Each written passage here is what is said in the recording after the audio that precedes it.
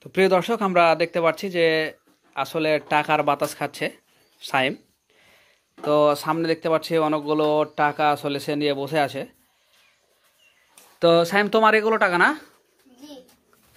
তো আমরা আসলে দেখতে পাচ্ছি এখানে অনেকগুলো টাকা। তো এগুলো কিন্তু তার হাতে আমরা দুটা ব্যাংক দেখতে পাচ্ছি। সে কিন্তু তার সারা জীবনের সে কিন্তু এখন পর্যন্ত তার টোটাল বয়স, তার টোটাল লাইফ টাইম কিন্তু আসলে তার এই টাকাগুলো সে জমিয়েছে।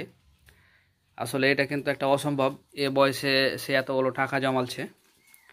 তো আমরা টাকাগুলোর দিকে যদি একটু তাকায় দেখতে পাচ্ছি এগুলো সব, এই যে এগুলো 1000 টাকার নোট এবং এগুলো 500। এখানে কিছু 500 টাকা আছে। এদিকে দেখতে পাচ্ছি সব 100 টাকার নোট, এদিকে 50 টাকার নোট, ওই সাইডে দেখতে পাচ্ছি 20 টাকা এবং এগুলো 10 টাকা, এবং এখানে কিছু 200 টাকার নোট আছে।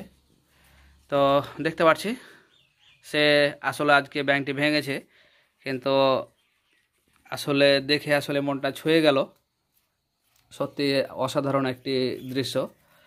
তো আমরা তাকে এখন জিজ্ঞেস করবো আসলে টাকাগুলো দিয়ে সে কী করতে চাই। তো শাহিম, তোমার স্বপ্ন কি? তুমি এ টাকা দিয়ে আসলে কি করতে চাও? মোবাইল কিনবো। মোবাইল? তো মোবাইল তোমার এই বয়সে না নিলে ভালো হতো না? হ্যাঁ, কোনো ছাগল বা গরু এগুলো যদি পুষে তাহলে তুমি ভবিষ্যতে অনেক টাকা তুমি মানে আরও বেশি করতে পারবে। মোবাইল নিলে তো মোবাইলটা নষ্ট হয়ে যাবে, তাছাড়া তোমার পড়াশোনারও সমস্যা হবে।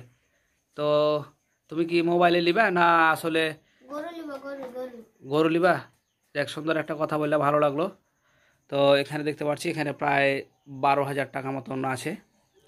তো দেখতে পাচ্ছি যে টাকাগুলো সে খুব আনন্দের সাথে বসে আছে, এবং এগুলো কিন্তু আসলে অনেক কষ্ট করে জমিয়েছে।